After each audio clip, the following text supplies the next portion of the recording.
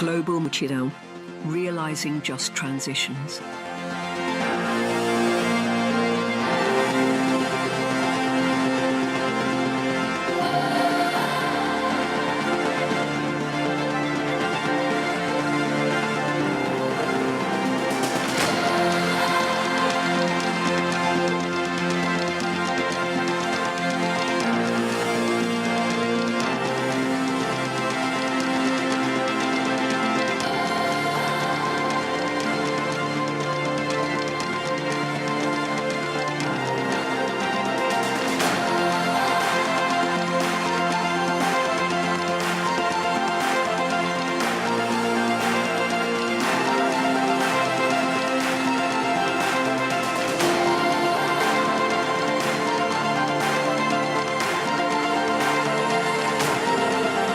Welcome to the German Climate Pavilion at COP30 in Berlin. Hello, can you hear me? Yes, now. Hello here. Good morning in Berlin. Good afternoon in Germany, and good evening to Beijing. A very warm welcome to this side event here on nature-based solutions and beyond, where we wanted to discuss the findings from one of the working groups of the Sino-German Track-II-Dialogue, and it's on nature and climate ambition, and where better to discuss it than here in Belém, these two important agendas in the heart of the Amazon region. We have a very dense program with a number of very high-level speakers that are very pressed on time. We also have very distinguished panelists here, so I'll try to keep the timing, keep us on time so that we can get through the program. And I'm especially happy to welcome to this event State Secretary of the Ministry of Environment of the Federal Republic of Germany, Jochen Flassbart, as well as the Special Envoy Climate Change for China, Mr. Liu. And I would like to ask, because both are very pressed on time, I would actually start the program with you, State Secretary Flassbart, to say a few words, and then followed by Mr. Liu, if that's okay. Over to you, Mr. Flassbart. So thanks a lot. Good morning to everybody, and already right now, sorry that I have to jump out thereafter. We are getting the briefing as a co-facilitators how to proceed during the next 1.5 days or 2 days. And as you might know, I have the privilege to facilitate together with my dear minister, my sister from the Gambia, on adaptation, which has a lot of links also to the synergies between biodiversity and climate. So, dear Liu Jianmin, my good friend, happy to have you here at the German Pavilion. Professor Zhu Huaqing, Dirk Messner, obviously online, and dear representatives of the Sino-German Track-II-Dialogue. Apart what we are doing between the governments, holding the responsibilities for our countries and for the international process, we established together with China a Track-II-Dialogue, bringing scientific institutions together, providing best available scientific knowledge to guide us how to do better and finally to get on track for the 1.5 again. Germany and China, sorry, the other way around, China and Germany are holding a lot of joint responsibility. And Jianmin, I want to applaud again your country for the enormous leadership for the Kunming Montreal COP in Montreal, where we decided on the biodiversity global framework. I was happy to be instrumental to assist and to get finally the finance piece done. But I think that was already, if you zoom into the global biodiversity framework, a piece of synergies with the climate regime, but also not to forget the desertification, or put it a little bit broader, fertile soils should be more in the core of all our endeavors. So bringing all these together, we were pleased that our institutions worked also to find concrete recommendations how to better collaborate between the conventions. But let me say, I spoke so much about the conventions, and I love the conventions, but it's more on the substance. What are we doing on biodiversity? What are we doing on climate? What are we doing to protect fertile soils? And how can we bring this together? And I think with one piece coming from the climate regime and that we fixed last year in Baku, finally the Article 6, we have created a pipeline to generate financing specifically also for the restoration of degraded ecosystems. And whenever you do it, you provide services for biodiversity, for water, not to forget, for fertile soil, and of course also for biodiversity. So again, heartfelt thank to our colleagues from China, from Germany, for bringing in all their efforts to provide us the advice that we need for the political decision-making process. Thanks to NCSC and also to UBA. And now I'm happy, if I may, moderator, hand over to my dear colleague Liu Jianmin already. Thank you.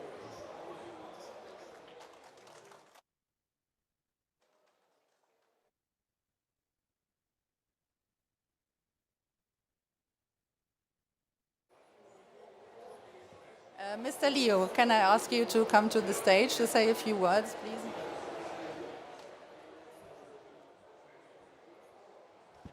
Thank you, moderator, and Johan and Mr. State Secretary Flasbus, my dear friend, and very nice to meet you again. My colleagues prepared the remarks in Chinese, so I'm going to say a few words in Chinese. 各位来宾、guests and friends, ladies and gentlemen, good morning. It is a great pleasure to once again be here at this side event of the Sino-German Track-II-Dialogue on climate change and sustainable development, to gather with expert scholars and partners from both China and Germany to discuss global climate cooperation. First of all, I would like to thank all of you for your long-standing support of the Sino-German climate cooperation. So we gather here in Bellem for COP30 to celebrate the progress made under the Paris Agreement over the past decade in guiding global climate cooperation. And at the same time, we also recognize that new challenges lie ahead for climate governments. So with a sluggish world economic recovery, increasingly challenging geopolitical dynamics, and frequent extreme weather events, all countries are facing the urgent task of accelerating their green transitions. And in this context, China and Germany, both influential countries and promoters of global climate governance, share the important mission of advancing green development with broad potential for deeper cooperation. And China has always taken climate change seriously, treating green and low carbon development as a key national strategy. We are firmly advancing our 2030-2060 goals, advancing renewables, improving our policy frameworks, and promoting modernization that emphasizes harmony between humanity and nature. China is also active in global climate governments, where we share our knowledge and expertise through multilateral mechanisms. We are advancing cooperation that is mutually beneficial and the principle of common but differentiated responsibilities, thereby playing a constructive role in promoting the implementation of the Paris Agreement. Ladies and gentlemen, over the years, Sino-German climate cooperation has fostered a strong tradition of dialogue between our two nations. In particular, the Track-II-Dialogue has effectively brought together government departments, research institutions, think tanks, and industry stakeholders, creating a unique platform for policy exchange, strategic alignment, and experience sharing. And our cooperation has been fruitful in areas such as mitigation, adaptation, climate finance, policy assessment, and frontier technologies. This has provided important intellectual support for China's implementation of the NDCs and capacity building, and also offering invaluable insights for global climate action. Looking ahead, our climate cooperation holds immense potential. And in areas like the energy transition, green industry, technological innovation, low carbon urban development, the two countries, our countries, share highly aligned interests and visions. And I would therefore like to emphasize three key areas of cooperation. First, it's important to strengthen communication and mutual trust. So given today's challenging international landscape, it is especially important to maintain open, pragmatic dialogue. And so I hope that Track-II-Dialogue will continue to serve as a communication bridge, building broader consensus and deepening mutual understanding. Second, it's important to deepen green and low carbon cooperation. China and Germany each have their own strengths in renewable energy, green technologies, and industrial upgrading. There is great potential to expand practical cooperation, offering more high-quality solutions to the global green transition. Third, enhancing the link between policy and practice is also important. Effective climate action ultimately depends on the implementation at the local and sectoral levels. So we hope to continue to have targeted collaboration in local pilot programs, industrial transformation, and support the implementation of successful scaling up and to scale up our experiences. Dear friends, Addressing climate change is a shared responsibility for all humanity, and it also presents valuable opportunities for us to jointly create a great future. As our leaders has often reminded us, in the face of ecological and environmental challenges, humanity is a community with a shared future where we thrive together or suffer together. China is willing to work with Germany, upholding the spirit of cooperation and deepening practical exchanges to jointly enable China and Europe to provide leadership for a just energy transition. And I finally wish Thank you very much, and thanks a lot for taking time of your very busy agenda. I would also like to welcome the two co-chairs of the Track-II-Dialogue. We have Professor Xu from the National Center for Climate Strategy in China, as well as Professor Dirk Messner, who should be online. There he is, from President of the German Federal Agency of the Environment. And maybe we can manage to take the picture.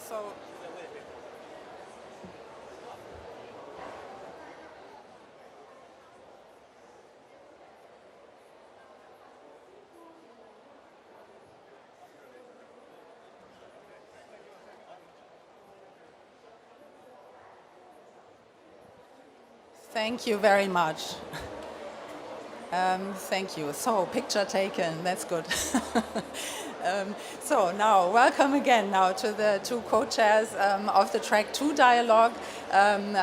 Professor Dirk Messner, as I said, joining us online from Germany, who will give a few welcoming remarks, followed by Professor Xu of the National Center for Climate Strategy and International Cooperation of China afterwards. Over to you, Professor Messner. Very much. So, a good morning to Beleng, good afternoon to colleagues in Germany, and being I'm seeing you, good evening for colleagues dialing in from China.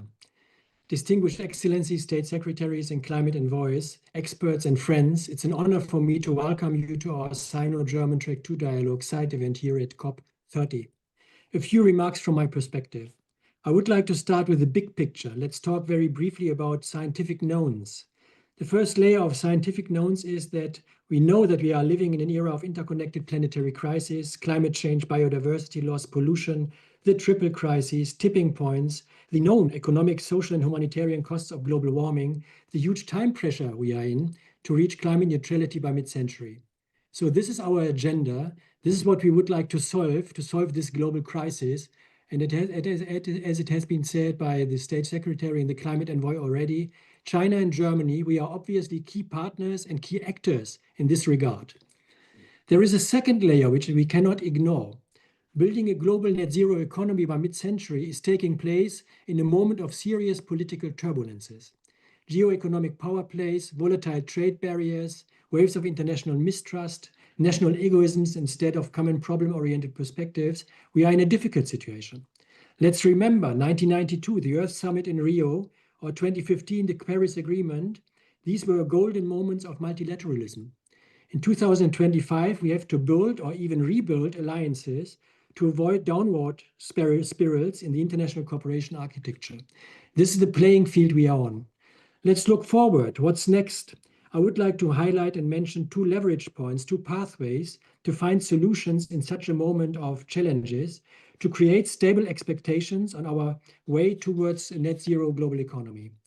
Let's start with the first element, which is easy to highlight and to mention, but difficult to implement large scale.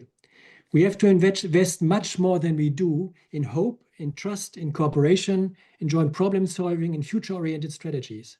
And this is the spirit of our Sino-German Track-II-Dialogue: hope, trust, cooperation, joint problem solving, future-oriented strategies. In our dialogue, we discuss open-minded and science-based the adequate contributions of our two countries to achieve the global climate and planetary goals. There is a second element. We have to emphasize again and again and again that ambitious climate action is not a luxury, but an investment which is related to many co-benefits for our societies. Ambitious climate action helps to develop realistic welfare gains and to avoid the huge and well-known costs of dangerous climate change. It helps to invest in stable international relations by avoiding climate-related migration flows. And ambitious climate action helps to trigger innovations which secure to build healthy and prosperous societies for 10 billion people in 2050 within stable planetary boundaries. These are some of our intellectual guardrails which characterize the debates which we are having in our Track-II dialogue to avoid short-termism and to develop realistic, pragmatic, and ambitious solutions for the decades to come, based on sound scientific basis. Let's have a look quickly on this side event today. During the last years, we debated with our Track-II dialogue at different COPs, energy transitions, renewable energies, zero carbon energy strategies, transitions of industrial sectors, and all of this remains relevant for our dialogue. But today we are focusing on the climate biodiversity nexus, supporting the COP30 presidency with its important emphasis on nature protection and climate, nature protection for climate, climate protection for nature, the synergies between the two fields. Our colleagues Wang Bingbing and Wolfgang Kramer will elaborate in a second on the synergies between climate action and nature positive strategies. And Wolfgang and Bingbing, I thank you for your work with your teams and for having prepared this important side event. Since 2020, I'm coming to the end, the Track-II dialogue between China and Germany on climate and sustainability has been building bridges for joint learning, for building trust, for developing joint solutions and common policy recommendations for our governments, and also for having discussions on controversial issues. Finding consensus, this has been said already, is important in times of turbulences, but our dialogue also shows that controversies can be of use. Climate neutrality, competition, trade, CBAM, technology, these are not easy topics. However, science-based discourses and staying engaged in even sometimes difficult conversations are the preconditions for anchoring political decisions in scientific facts and for developing cultures of cooperation and cultures of fairness, which are so important in these days. So I wish us all an exciting side event. I thank Professor Chu, my coach, trust Professor Chu and your engagement. I thank our governments for their ongoing support for our Track-II dialogue, and I wish all of us successful deliberations at COP30. Thank you very much for listening.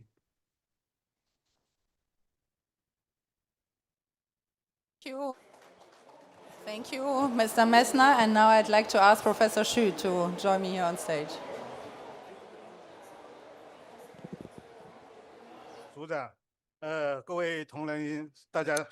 Distinguished co-chair, Professor Doug Messner, dear leaders, distinguished guests, colleagues, good afternoon. It is a great pleasure to join you today at this side event in my capacity as one of the two co-chairs of the Sino-German Track-II-Dialogue, T2D.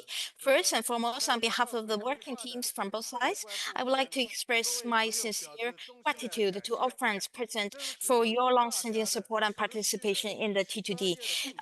It is precisely due to your sustained engagement and professional contributions that the Sino-German T2D has been able to continuously develop and improve in recent years, becoming a unique and indispensable mechanism within the framework of Sino-German climate cooperation. Since its inception, the Sino-German T2D has carried a clear mission to support the ministerial level dialogue between our two countries with scientific knowledge and the policy recommendations, providing solid professional underpinning for the Sino-German climate cooperation. The T2D aims not only to facilitate in-depth exchanges between our expert teams, but also through joint learning, joint research, and joint deliberation to provide science-based intellectual support for the UNFCCC negotiations and effective implementation of the Paris Agreement. As an independent platform for scientific exchange, the T2D has consistently carried out a series of substantive and productive activities over the past years. We hold regular meetings to enhance communication and understanding between experts and policy support teams from both sides. We jointly develop policy recommendations to support high-level exchanges on climate issues between the two countries. We share best practices to promote mutual learning of beneficial experiences. We provide systematic analysis on implementing the outcomes of UN climate negotiations and improving domestic policy implementation.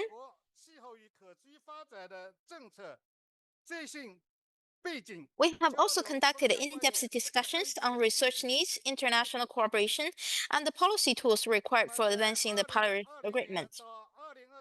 Meanwhile, the T2D serves as a platform for fully engaging views on the latest political context of both countries' climate and sustainable development policies, thereby strengthening mutual trust.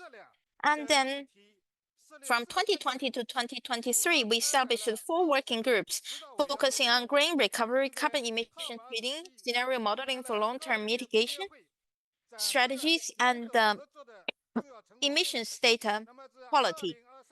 We organized the 6 steering committee meetings and hosted a high-level side event at COP27, showcasing key achievements of Sino-German cooperation.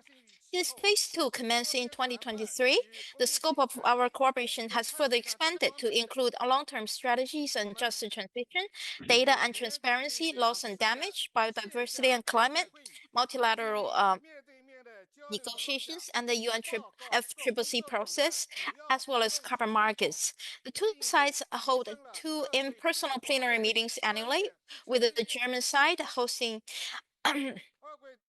the Chinese delegation in Dessau, Roslao in 2023 and Potsdam in 2024. And then concurrently, the T2D held side events at the Chinese Pavilion during the COP28 and the German Pavilion during COP29.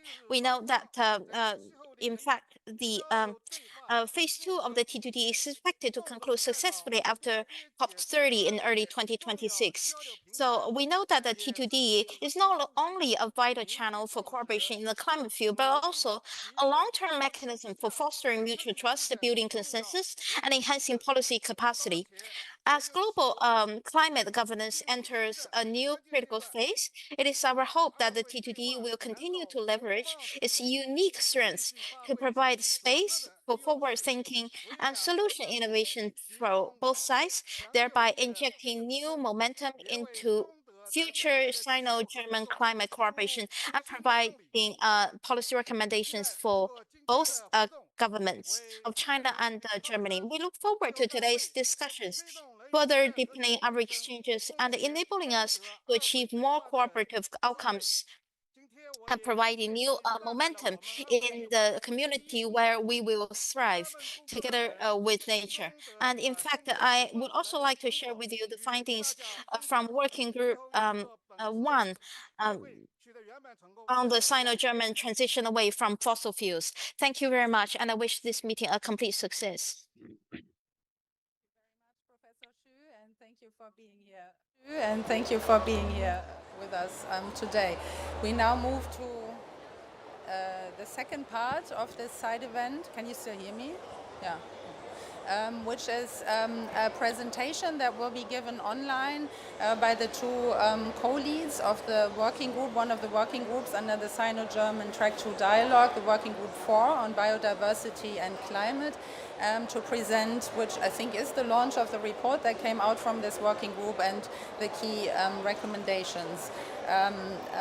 So I'm happy to welcome Professor Wolfgang Kramer and Dr. Binbin Wang to present the report. Over to you online. I hope the technology doesn't fail us. Thank you very much, all the organizers on the spot, and very warm welcome to everyone who's in the room or online with us. I'm very happy to do this short presentation together with my colleague Binbin Wang to talk about this report that we are launching on this day, and which represents a part of our deliberations from about 2 years of work in very frequent and always very pleasant and productive meetings that have involved the German-Chinese Sino-German working group, but also some external experts which were kind enough to give us their advice. Could we have the next slide, please? Let us not forget that we are living in a polycrisis. The threat to planetary habitability is there right now.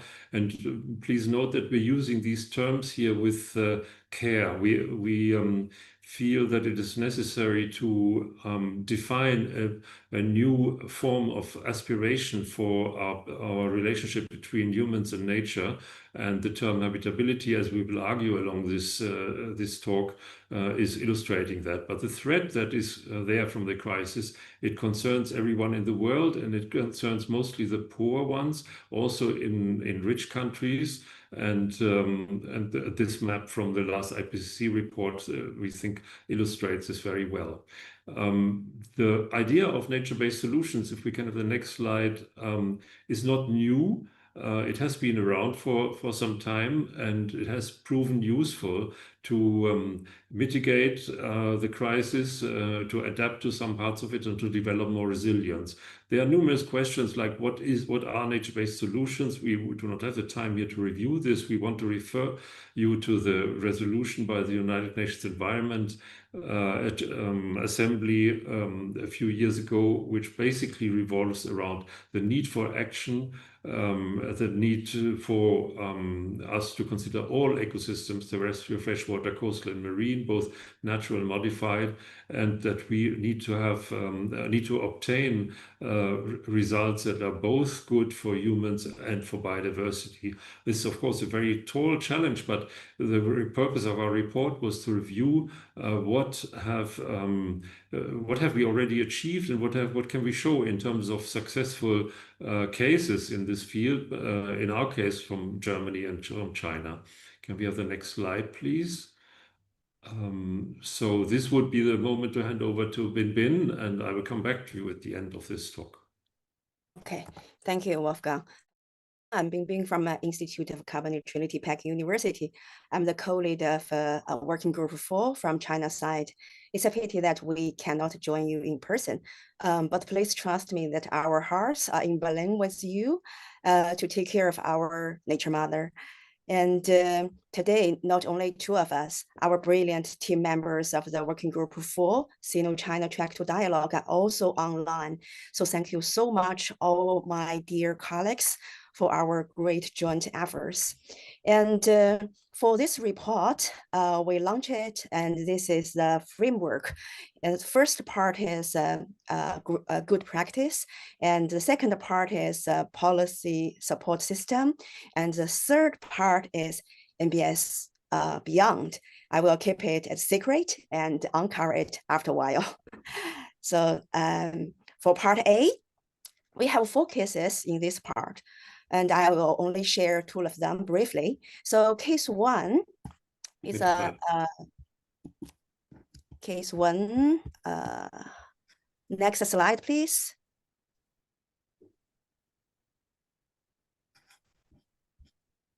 Yes, that's it. So case 1 is the ecological restoration at Qingxi Country Park in China. In a high density context like Shanghai, this case shows us how ecological restoration simultaneously contributes to biodiversity, flood mitigation, urban heat island reduction. And case 2 is a forest conversion project in Germany. So 2 basic nature-based principles are introduced in this case. One is to adapt measures to the conditions of the respective ecosystem, and another is to take a step-by-step approach in response to dynamic developments. For these cases, we learn that nature-based solution should be understood as an open system with continuous observation and adaptation rather than a static model of implementation. For part B, we have 2 policy support systems, one from Germany, German Federal Action Plan on Nature-Based Solution for Climate and Biodiversity. This plan comprises approximately 120 individual measures in 10 fields of actions. Around 3.5 billion euro has been allocated to the action plan for the period 2024 to 2028. And the case from a policy system from China is China's eco-civilization. And you know, in China, we have a very old thing from Confucius, human and nature are one. So this is also root of eco-civilization. And now in China, we have a very popular thing. It's clear water and the Lush Mountains are gold and silver. So if you can come to China, you will understand what this eco-civilization policy system means. And for the third part, we have I should uncover the secret now. We have 3 cases, 2 from China, 1 from Germany. So from China, the one is traditional wisdom applied for Luoyang Bridge. So this bridge have 1,000 history and is also the first bridge to use biological methods with oyster acting as the living cement, which means that the oyster can help the stone keep solid. And this is also why this bridge can stand there for 1,000 years. And the one from Germany is the Orchard Meadows, which can host the estimate of 5,000 species and provide a wide range of additional ecosystem service. And now in Germany, multiple stakeholders are working together to preserve this traditional land use. So for these cases, we would like to point out that the traditional ecological knowledge and the culturally embedded nature conservation practices are examples of traditional nature-based solution, which means that NBS is not just a modern term. Such experience from the ancient time has not yet been fully recognized. Ancient wisdom is still alive. They can help us to address the modern challenges. Now I will pass back to Wolfgang to share our recommendations. Wolfgang, please. Yes, thank you, Wenbin. Excellent. Based on these discussions, based on the investigation of the case studies, but also on our exchange with the external experts, we come to 3 main recommendations that we're also formulating in a position paper that is currently under review. And they are very broad calls to action, which I hope the panel can discuss briefly after this presentation. The first one is that obviously nature-based solutions need to remain a priority. A priority first step towards conservation of the biosphere's capacity to sustain life. There have been so many successful examples and cases of it that we need to continue and scale up these actions, but we must also be aware that nature-based solutions alone will not solve the crisis. They cannot replace, for example, the urgently needed greenhouse gas emission reductions that are under discussion at the COP currently. They can also not actually work if we do not commit to halt any destructive action on the land, freshwater, and marine biosphere. The second recommendation, if we can have the next slide, is revolving around the coherence between different policies. Has been mentioned by several introductions, also by the climate envoy, that there is, and that is obviously the great theme of the COP30, we need to have better coherence between policies for biodiversity and climate, and indeed across all 3 Rio Conventions. There is work going on. The Joint Liaison Group is operating in that direction, but we really need to see more commitment in this direction. We believe that it's also useful and necessary to continue the ongoing discussions on the reform of IPCC, IPBES, and other science policy platforms. And our humble suggestion to this process is to say that the habitability concept, which is emerging now, could be useful to seek a common ground for this enhanced coherence. And that leads us to the third and last recommendation, which goes a little bit back to us, to the scientific community, but also to NGOs and other actors. Can we have the next slide? Which is about better understanding of the biosphere's key role for habitability.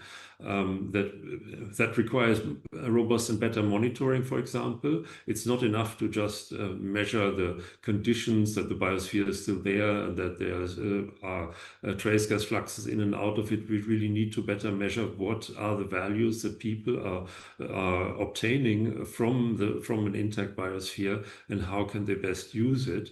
And this allows us to talk more about actual aspiration, about different views, different needs, different desires that we have, different philosophies.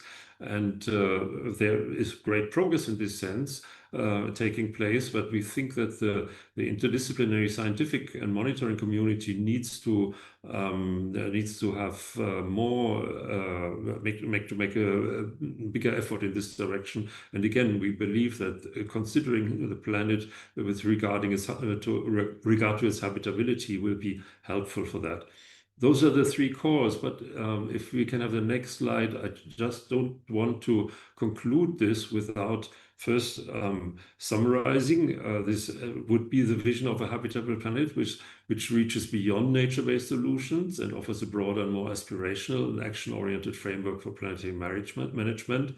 I want to draw your attention to one recent paper, if we could just click once more, from a group of scientists worldwide who are developing a new nature relationship index. I know we have lots of indices out there, but I invite everyone to read this particular paper by Earl Ellis and others, because it conceptualizes in a quantitative way many of the things that we are talking about when we speak about aspiration and action-oriented frameworks. And finally, and the next slide, please. Please remember that the urgency is higher than ever. It is a standard talk that we always make at the beginning or the end of our presentations, but we need to remember that hot extremes are growing, are increasing everywhere around the world. Next click, please. That sea level rise has doubled recently, that we are losing land for people to live on a daily basis. And next click, that of course the biodiversity crisis, which is in part a consequence of climate change, also still is a consequence of direct land and sea use change and the direct exploitation and unsustainable exploitation of our resources. We need to see these things together. We cannot just have small actions here and there and hope that then our problems will go away. Can I have one more click, please? Yes, that is to thank the entire team of 13 scientists that have been actively contributing to this process, and our two support organizations with the GIZ and the NCSC. And thank you all for your attention to this presentation, and I hope we can have a nice panel discussion about it just afterwards. Thank you very much.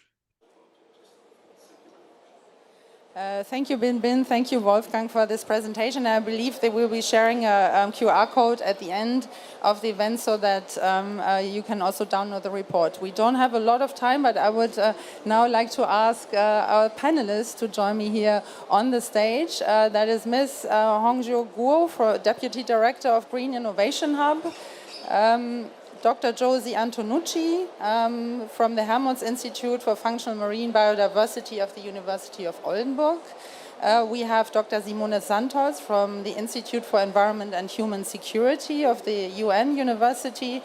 Dr. Sandeep Sengupta, Global Policy Lead Climate Change of the International Union for Conservation and Nature. Welcome. We have Professor Xu, Director of the Center for Environment and Energy Economics from the Peking University. And last but not least, Mrs. Irene Suarez Perez, Senior Advisor, Nature and Food Systems Transformation from Groundswell Project of Global Optimism. Welcome all of you on the stage. There is water here. It's extremely hot here on the stage, and yeah, looking forward to the discussion. I would just ask you, it's a very diverse and very broad expertise here combined on stage. I would just like to ask each one of you to reflect from your specific expertise, for your specific area of expertise, to reflect on what you just heard of the recommendations and broadly on the topic of nature and climate action. Perhaps starting to my right with you, Josie, from the oceans. Hello. So, thank you so much for inviting me for this amazing discussion. My name is Josie. I work in Germany at the Marine Institute in Oldenburg, north of Germany, but I'm originally from Brazil. And I would like to reflect on the 3 call to actions that Wolfgang and Mr. Bimbing suggested, or the recommendations, starting with from a marine perspective, of course, starting with the first one, which was keeping NBS as priority, and the ocean must be in this conversation as it's central to climate regulation. It absorbs about 90% of the excess heat and about 30% of carbon emissions. Yet, only less than 1% of the global mitigation research finance goes to the ocean. So that's a point I would like to bring to the discussion. On the second point, which was strengthening coherence between the policies, biodiversity and climate, and also land degradation, I would like to mention that in Europe, in a project called BioAgora, we are setting up a science service for biodiversity together with the European Commission, in this sense of bringing together different actors, practitioners, scientific community, and policymakers, of course, to discuss common goals, so that the things are not just discussed in silos, they share the goals, so these should be bring together. So we are building what we call knowledge exchange networks in different topics. And the third point, if I still have time, it's on the call for better monitoring and marine inclusive research. And here I want to mention 2 different projects, one from Brazil. Sorry, I want to start with the Germany, one from Germany, which is called KIMCO. I don't know if there is anyone from Geomar here, the institute, and it's led by Geomar and University of Kiel. And it's a project, AI-based monitoring on phytoplankton. So it's a project to use AI monitoring to better understand phytoplankton as a natural carbon sink. So this is a good example to go beyond carbon accounting and focusing on ecological process. Last one, from Brazil, which is a very inspiring project. Here where you're sitting in the state of Pará, there is a project called Mothers of the Mangroves. And here it's a network of fisher women, and they work together at the front line, these local communities, to restore the mangroves, to protect, and to, so I just want to say there's a good combination of climate change, to biodiversity protection, and empowerment of the local communities. Thank you. Sharing the good practices and projects on the marine and oceans. Maybe jumping from oceans to land, to the forest, Professor Xu. Maybe you can say a few words on your reflections on what you heard. Sure, I have 3 points. Number 1, speaking at this Sino-German dialogue is interesting to me. We all know that modern forestry science was from Germany, and even the first ever solid economic model of forest management is invented by a German engineer called Fassmann. So we study Fassmann model from the college. So I'm very glad to be here. Number 2 is that a few years ago, our Minister Xie Zhenhua speak at World Economic Forum, basically make it very clear China's climate action includes 3 elements. Number 1, policy making. Number 2, energy transition. Number 3, forest carbon. So basically, many models indicated that by year 2060, China probably will reduce carbon emission probably 90% from the peak. But we still probably have 2 or 3 billion tons of emission that we cannot avoid. The way to remove these remaining emissions is to use forest carbon to offset it. So it has very strong, this is a very strong signal that forest-based solution is at the core of China's climate action. My third point is I've been looking at China-Brazil trade in timber, in large agricultural commodities, and the implication on tropical deforestation or nature-based solution on both sides. We have very different situations. In China, we have carried out 2 rounds of forest tenure reform down to households. So government had this effort of delineate property rights, giving farmers incentives. So we see China's forest coverage doubled over 40 years. But now the challenge is how to motivate farmers or private sector to improve forest management so that our forest carbon potential can double in next 30 years to meet the target of carbon neutrality. When travel to Brazil, the situation is totally the opposite. So there's this land opening tradition. There's also undesignated land. I don't understand why. Also legal deforestation.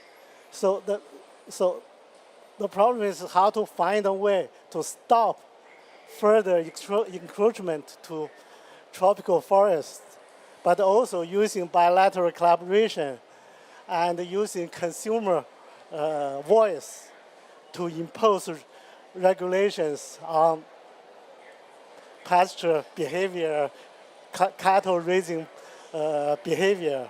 So we have very different, even the opposite problem to solve. But I see what's going on here.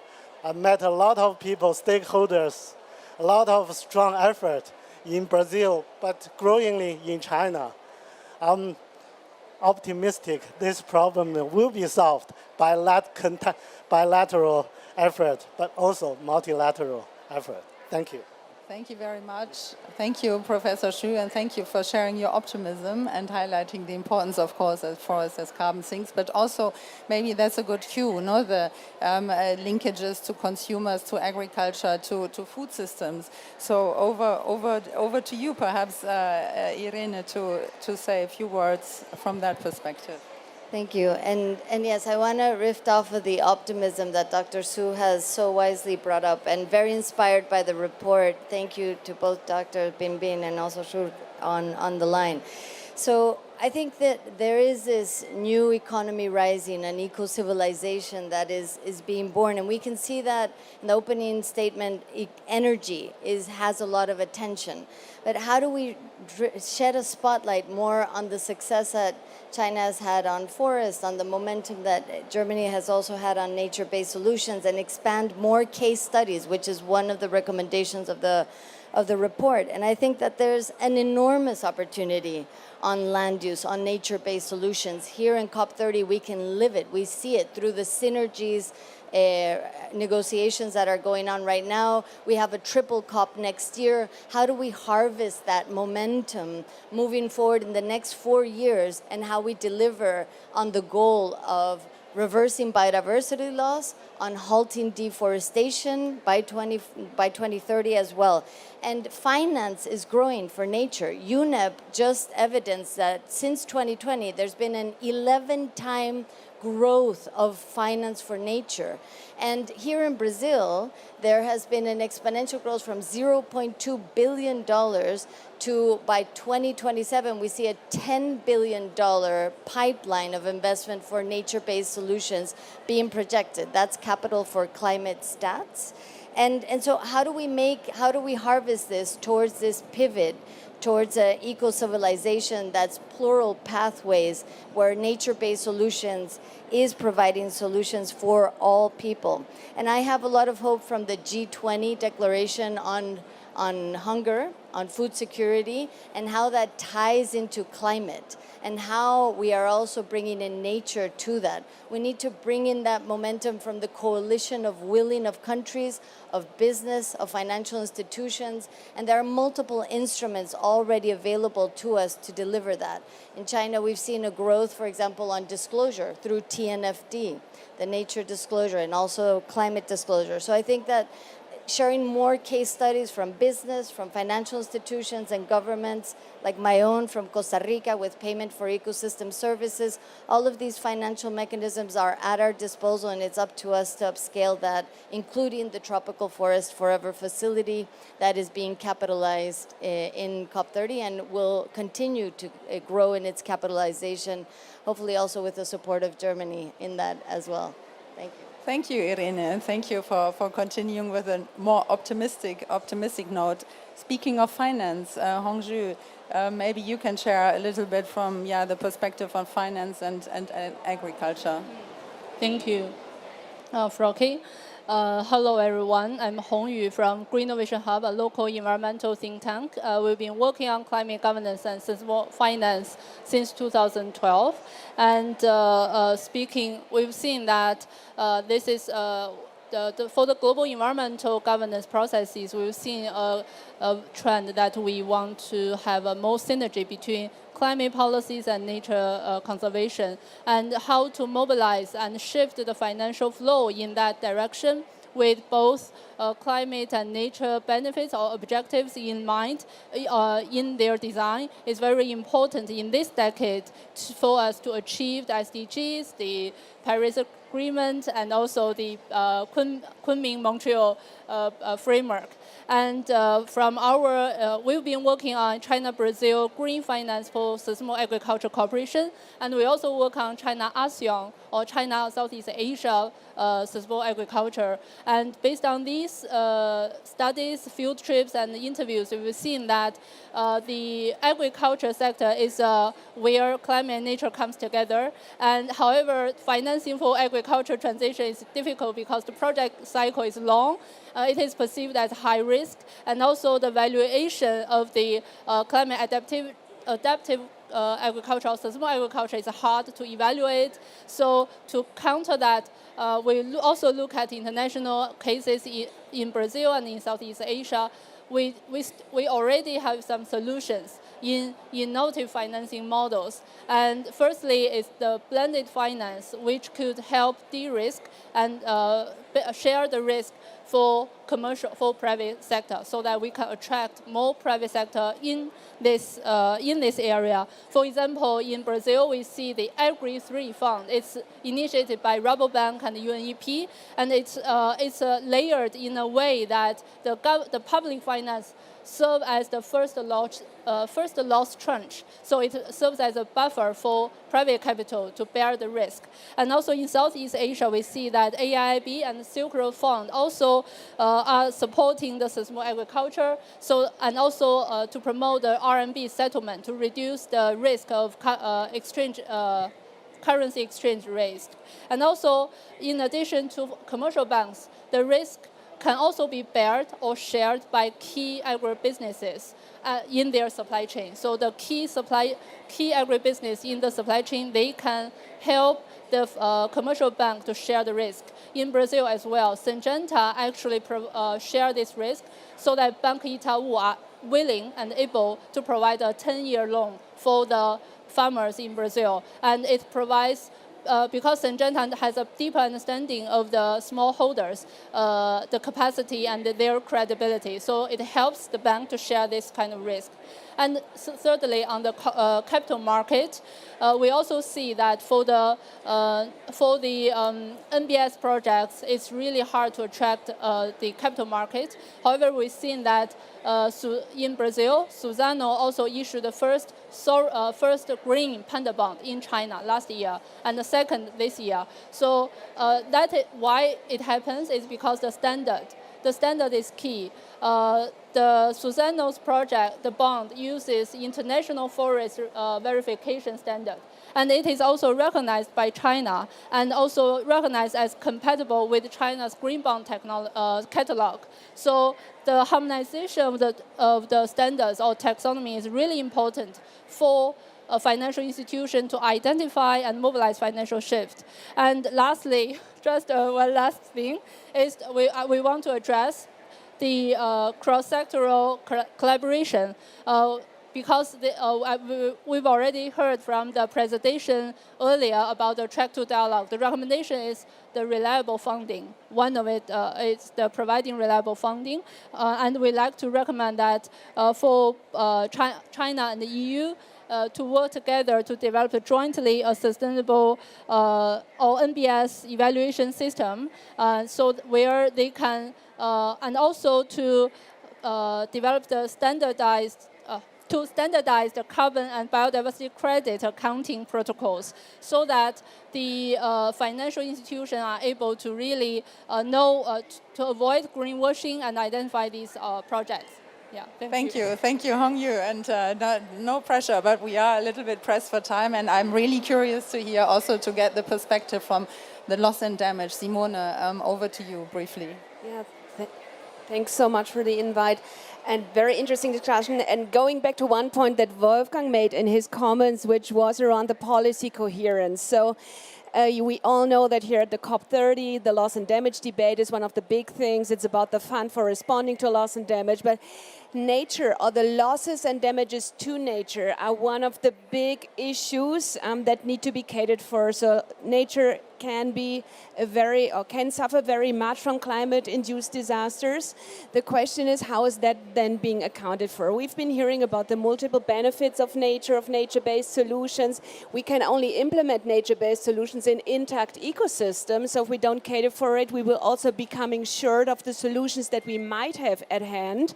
So what we need to do is to look into that. And here, one of the key benefits of nature or nature-based solutions, which we always say, which is the multiple benefits, becomes out of a sudden one of the challenges, because we humans tend to measure everything in financial terms, while we also need to cater for the non-economic losses and damages. So it is definitely about the protection of valuable assets, but it's also about how we feel in nature, what it brings to us as a benefit in terms of also the long-term things, the food security and others. So all of that would have to be accounted for to really tap the true benefits of nature-based solutions. So we need definitely a better consideration thereof to speak truth to these multiple benefits that have been mentioned. And the number of case studies that come across here in this track, but also from other studies, is definitely one very beneficial issue here.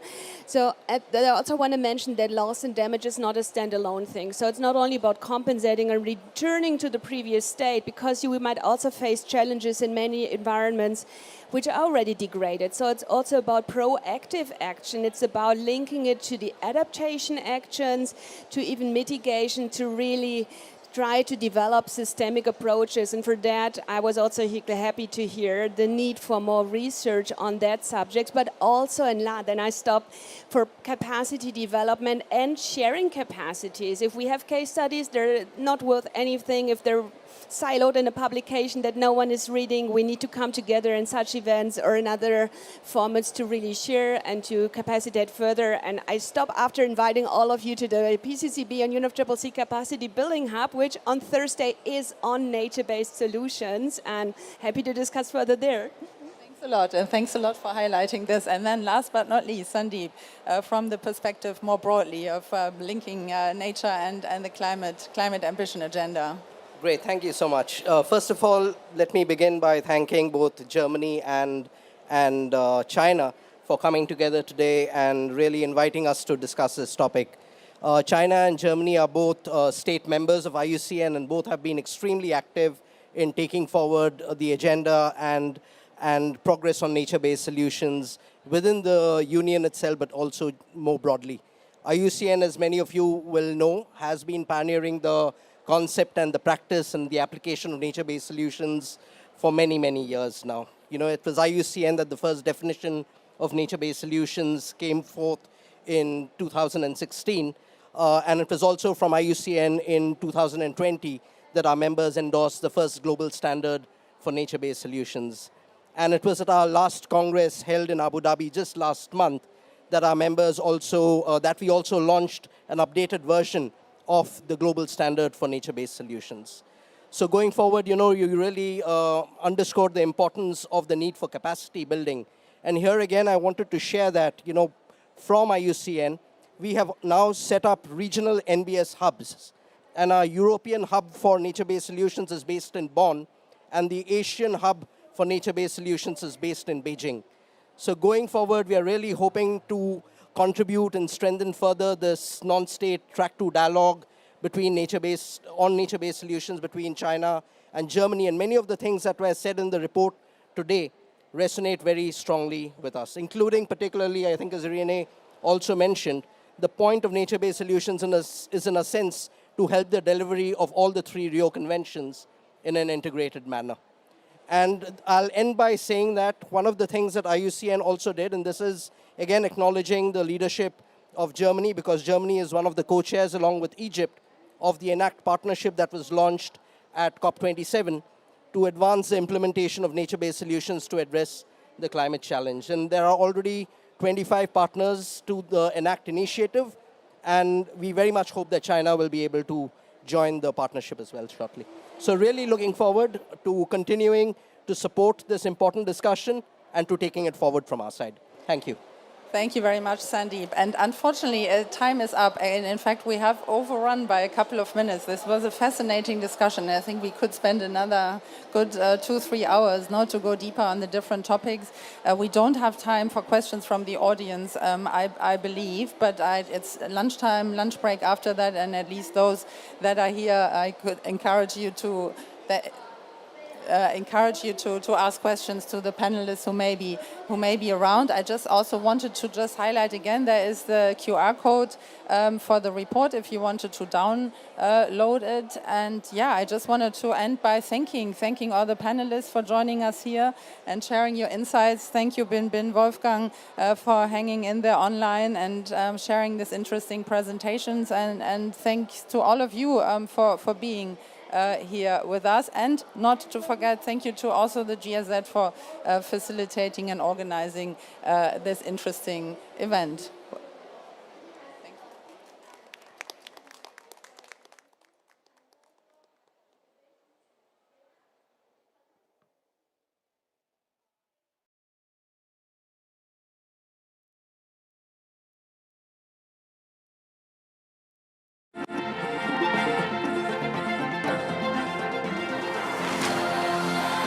Global Machidao, realizing just transitions.